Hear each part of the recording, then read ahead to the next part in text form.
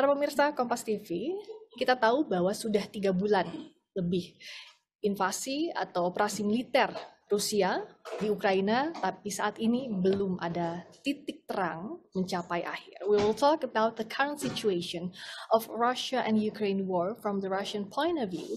Is that going near to the end of war or entering the new chapter of this war? Joining us, Russian Ambassador to Indonesia, Her Excellency Ambassador Lyudmila Georgievna Vorobieva. Madam Ambassador, thank you for your willingness to join the special interview with Kompas TV. Thank you so much. Nice to meet you in our second talk after the last one 2 months ago. Nice to see you too. The first question from me, as we know that it has been more than 3 months, the Russia's military operation. How is today's situation? Is that going near to the end or entering the new chapter? And how is the progress of the diplomatic talks between Russia and Ukraine? Well, yes, indeed. It has been more than 3 months that our special operation is going on in Ukraine, and what we hear from our Ministry of Defense and the information that we get from Ukraine, that it is going on according to the plan, and it will end when the targets will be reached. Unfortunately, there is a new, I would say, factor in this situation, is the supply of the arms from the Western side. And the Western countries, instead of urging Ukraine to reach a peaceful agreement with Russia, they are pushing Ukraine deeper into the crisis, and now we don't see any intention from the Ukrainian side to reach any agreement with Russia. But the operation itself is going on according to the plan, and it will be going on until all the goals are reached. How is Ukraine nowadays, Madam Ambassador? How is the escalation there? Of course, I can say for Ukraine it's a tragedy. Of course it is, but the Ukrainians should blame this situation on the government, which dragged Ukraine into this crisis and that allowed Ukraine to become a political instrument and military instrument in the hands of the West. The situation where in the regions that have been liberated or freed by the Russian armed forces is being normalized. Life is going back to normal. The infrastructure is being rebuilt. Schools are being opened. And we also hear that at least 2 cities that have been freed, they declared that they don't want to go back to Ukraine. They want to join Russia. And actually, we are helping these regions, the people that live there, to get back to normal life. Which region, Madam? For instance, the region of Kherson. We are providing humanitarian assistance there. We also will be providing social security services for the people. They were cut off from this kind of assistance by the Kiev government. So life is going back to normal in these regions. I would like to ask you more about the surrender of the Ukrainian troops in Azovstal. What will happen to the troops next? And will it be the end of Russia's operation in Mariupol? Yes, absolutely. Mariupol has been freed also. As you know, our troops have been ready for a final attack on the Azovstal, but it was the decision of our president not to conduct this kind of attack in order to spare our own people and to spare those who, the civilians and also the military people who were there. And now we see that it was an absolutely right decision, because a very wise decision, I would say, because more than 2,000 militants from the Azov battalion have surrendered, and the Russian side guaranteed that their lives would be spared. You know, the people of Mariupol were very angry, and the leader of this Azov battalion had to be taken away in an armored vehicle in order for people, or just ordinary people, not to attack him, because they were so angry with the crimes that the Azov battalion performed in Mariupol in Ukraine. So the lives of these militants will be spared. The investigation will be done by the relevant authorities of Russia, and they will be tried. If some of them are not involved in any criminal activities, that's one thing.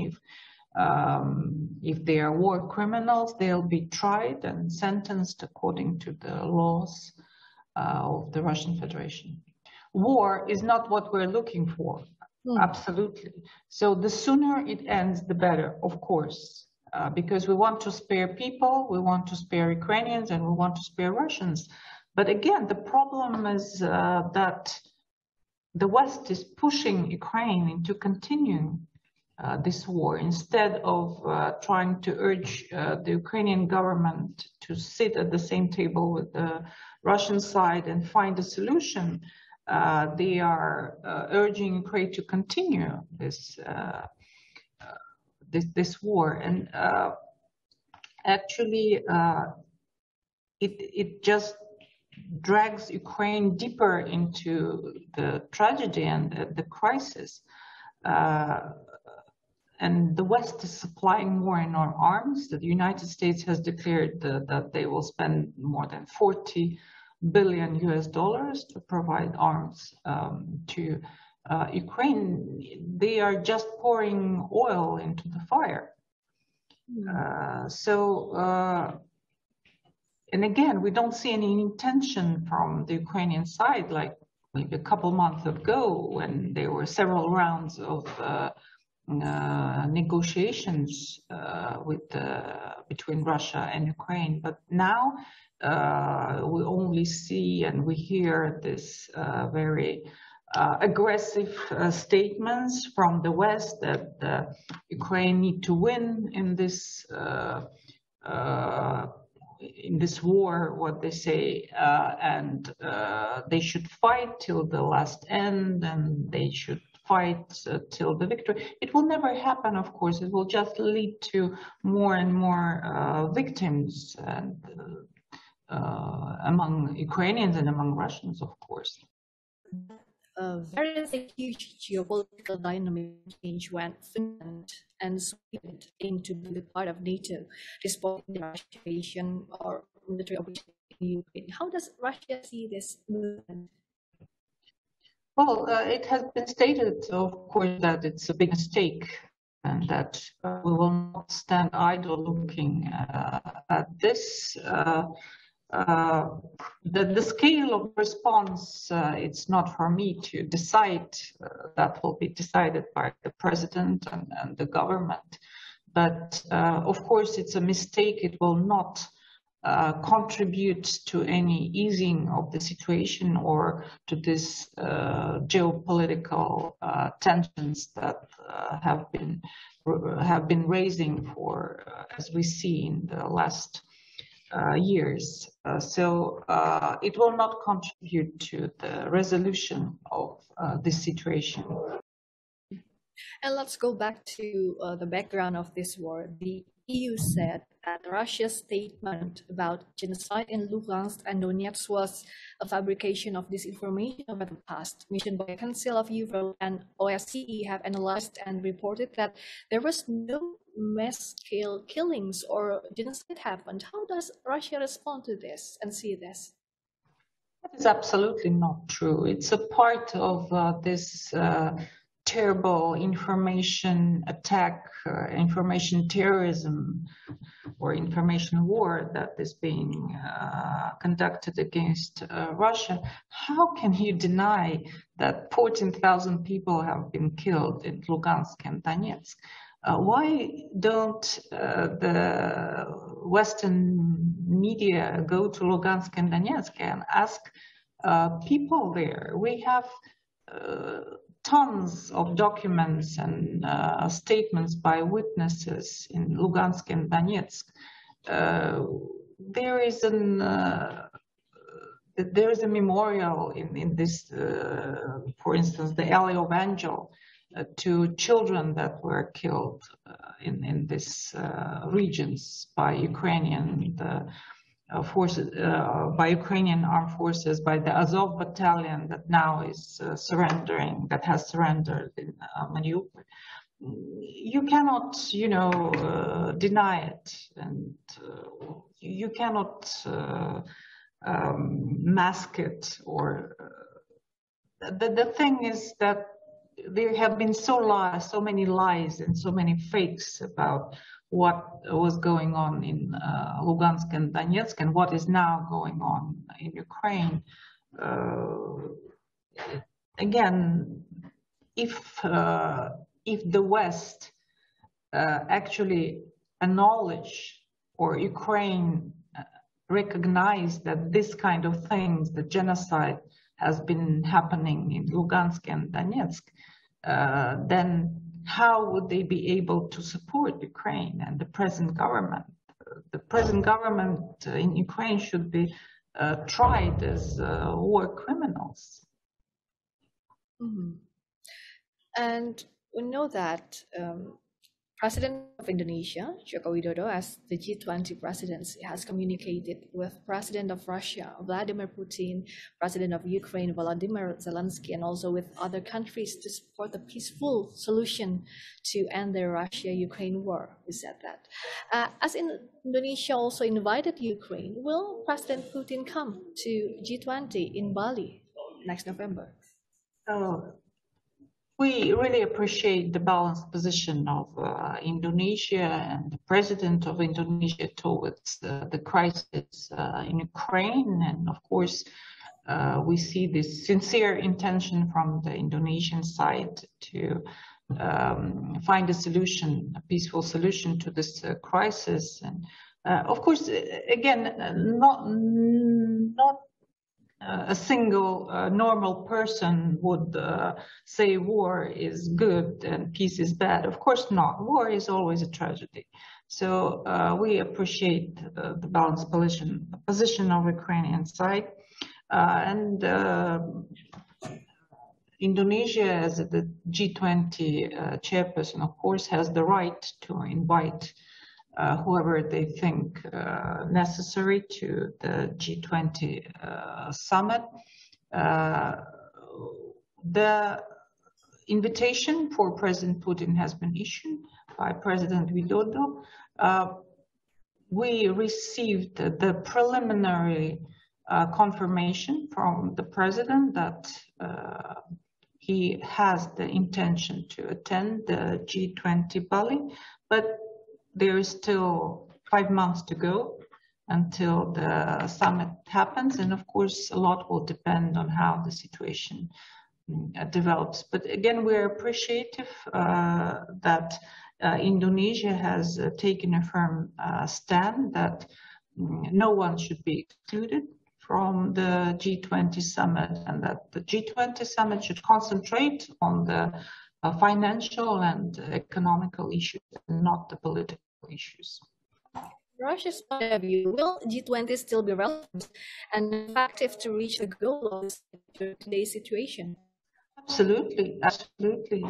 Of course, if no one is excluded, because G20 remains one of the maybe the only international forum that which priorities it's to find the ways to solve numerous economic and financial issues that are getting worse, actually, not the least because of the policy of the sanctions that is led by the West. Of course, it's very important for the world to find solutions to this kind of issues. And again, Indonesia represents the voice of the developing countries so that it can be heard on the global arena.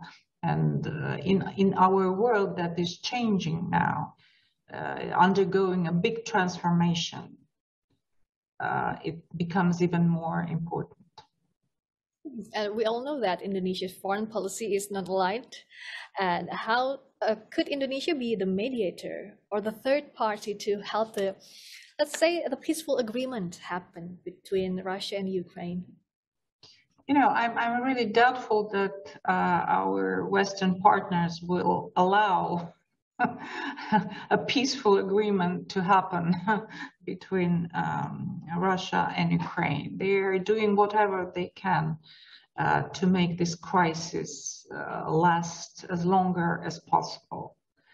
But we will see. So just wait and see about this. The peaceful agreement between Russia and Ukraine? Is